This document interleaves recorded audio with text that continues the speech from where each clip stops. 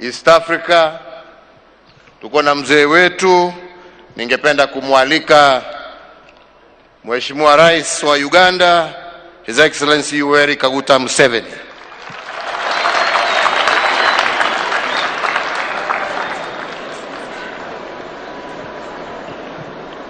Your Excellency Uhuru Kenyatta, the President of the Republic of Kenya, and the First Lady, Their Excellencies, the heads of state from Africa, and the former leaders, na familia ya marehemu Mzee Moi, na Wakenya wote na watu wa East Africa. Kwanza nataka kutoa rambirambi kwa niaba ya wenzenu Waganda juu ya kifo cha Mzee Moi, mzee wetu. Please accept our condolences.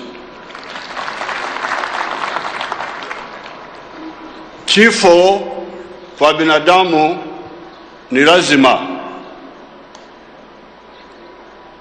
Tofauti iliyopo ni kujibu swala umefariki baada ya kufanya nini.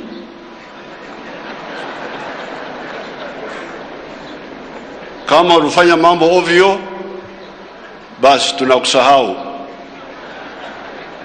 au tunakumbuka kwa mabaya uliyofanya. Kwa Biblia tunamkumbuka Pontio Pilato kwa kunyonga Yesu.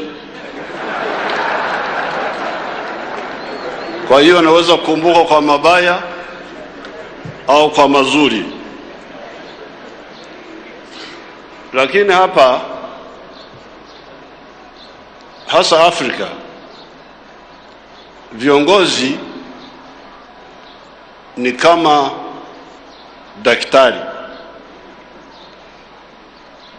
Huweze hapa kwa Afrika ni kama daktari, kama hawezi kugundua ugonjwa wa nchi, hawezi kutibu ugonjwa huo, na nchi itakuwa kwenye matatizo. Kenya imekuwa kwa amani tangu uhuru, hamjapata vita. Mlipata msukosuko kidogo hapa, lakini hiyo ilikuwa mchezo.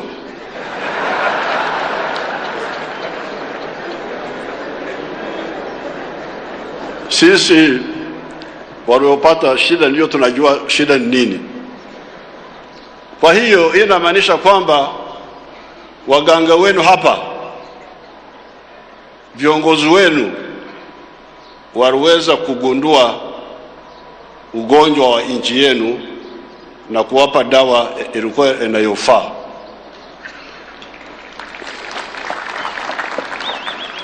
Na mimi nimeshuhudia, nimekuwa hapa hii miaka yote, nimeshuhudia mchango wa viongozi wa Kenya. Mzee Moi pamoja na mzee wetu wa zamani Mzee Kenyatta walikuwa na dawa ilikuwa inaweza kutibu shida za Kenya na shida za East Africa.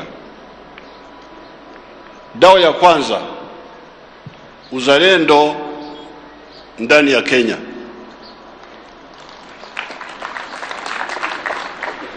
I don't know whether that uzalendo means exactly the same as I understand patriotism. Unakumbuka, nyinyi hamkumbuki, nyinyi watoto wadogo.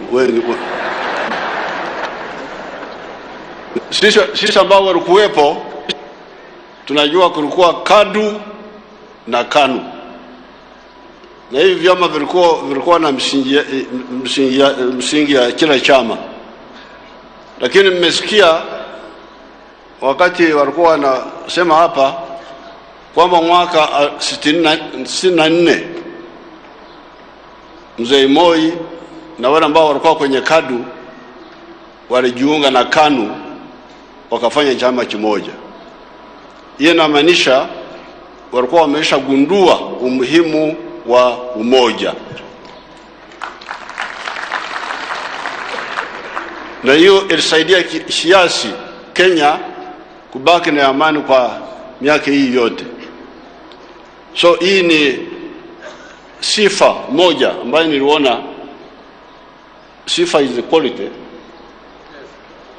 Hii ni sifa moja ambayo niliona kwa Mzee Moi.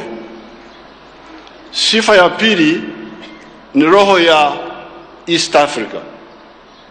Hii najua kwa sababu nilikuwa naongea sana naye kwamba alikuwa anapenda East Africa sana. Tena alikuwa anataka East African Federation. Mzee Moi aliniambia, niliongea naye mara nyingi. Na sio hiyo peke yake, even emotionally alikuwa ananiuliza mara nyingi kwenda Tororo, kwenda Mbale. Safari moja nilimchukua mpaka Arua kwa maombi yake, kwa sababu kuna hii kanisa yenu hii ya Africa Inland Church.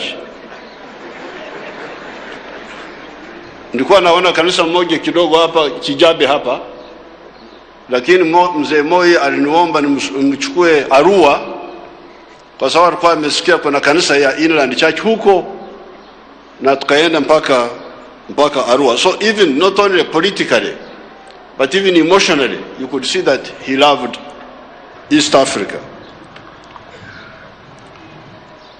Sifa nyingine ni sifa ya reconciliation. Baada ya sisi kuingia kwa serikali kule, wafanya fujo wakaja walikuwa wanamdanganya hapa kwamba si watu wazuri, sio hivi na vile. Unajua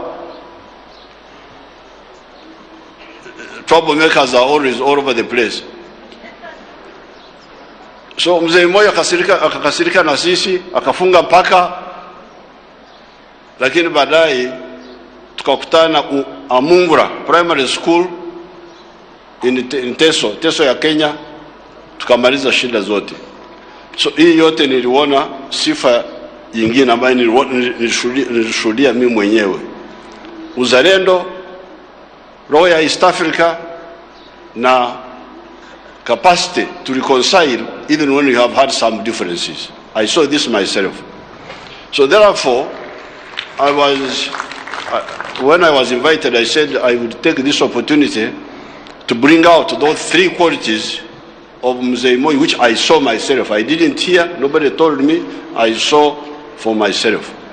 So he has gone, but we who have remained behind should take some of those useful lessons. May the Almighty God rest his soul in eternal peace. Thank you very much.